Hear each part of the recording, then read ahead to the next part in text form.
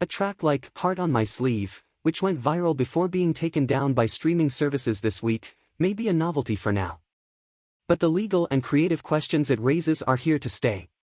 For Drake and The Weeknd, two of the most popular musicians on the planet, the existence of Heart on My Sleeve, a track that claimed to use AI versions of their voices to create a passable mimicry, may have qualified as a minor nuisance, a short-lived novelty that was easily stamped out by their powerful record company.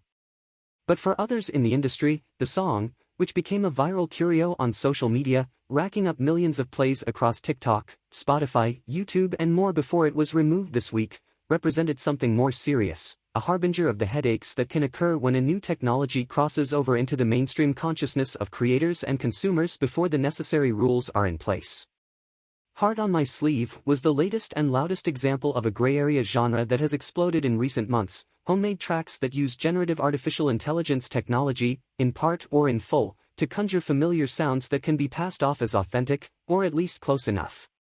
It earned instant comparisons to earlier technologies that disrupted the music industry, including the dawn of the synthesizer, the sampler and the file-sharing service Napster. Yet while AI Rihanna singing a Beyoncé song or AI Kanye West doing Hey There Delilah may seem like a harmless lark, the successful, if brief, arrival of Heart on My Sleeve on official streaming services, complete with shrewd online marketing from its anonymous creator, intensified alarms that were already ringing in the music business, where corporations have grown concerned about AI models learning from, and then diluting, their copyrighted material. Universal Music Group, the largest of the major labels and home to both Drake and The Weeknd, had already flagged such content to its streaming partners this month, citing intellectual property concerns. But in a statement this week, the company spoke to the broader stakes, asking which side of history all stakeholders in the music ecosystem want to be on, the side of artists, fans and human creative expression, or on the side of deep fakes, fraud and denying artists their due compensation. Artists and their labels are confident, at least for the time being, that the social and emotional component of fandom will separate the work of the real Drake from a fake one, even if an AI version can nod at his emotional preoccupations and musical tics. But whether superstars could have their pockets picked, or become altogether obsolete in favor of machines that can imitate them, is only one side of the equation. Royalty-free music generators can be used now to compose a rap beat, a commercial jingle or a film score, cutting into an already fragile economy for working musicians.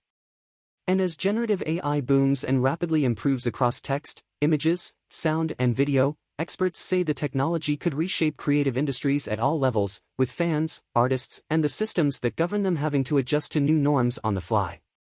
It is now possible to produce infinite media in the style or likeness of someone else, soon with little effort, so we all have to come to terms with what that means, the musician Holly Herndon, who has studied and used AI in her work for years, wrote in an email.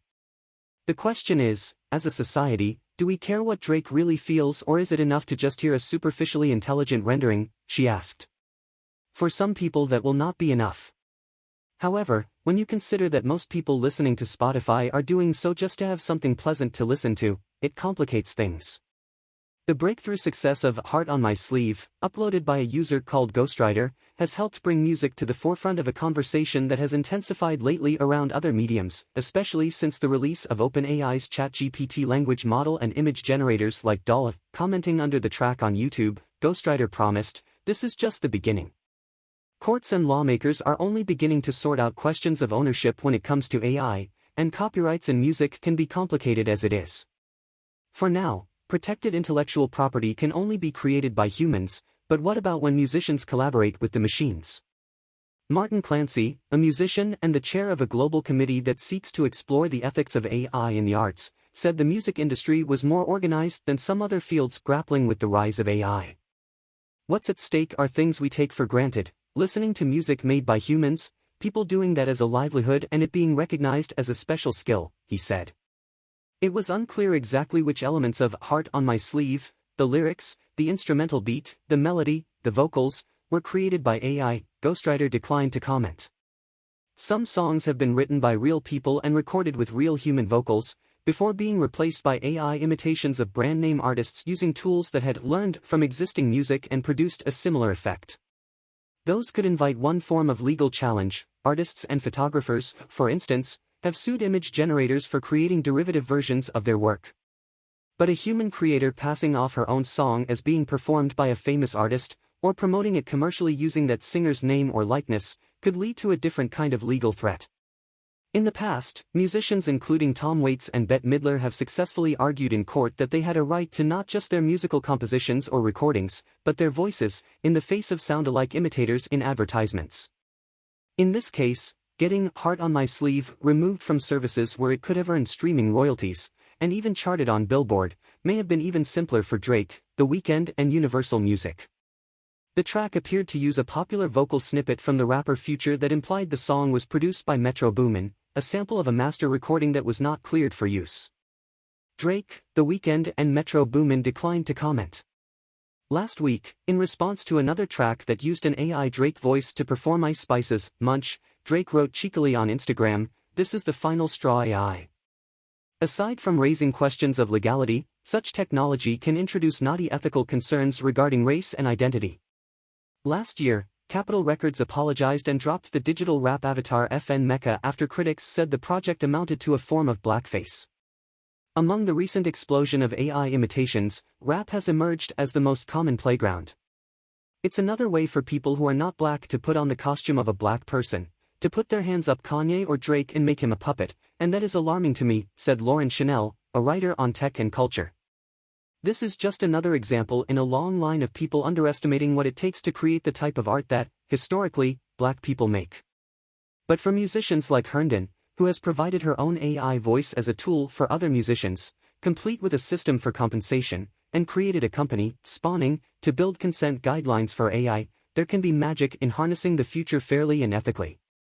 There is more opportunity in exploring this technology than trying to shut it down, she said. While meme art like "Heart on My Sleeve" may quickly become a real cultural force, she added, the novelty will eventually be exhausted.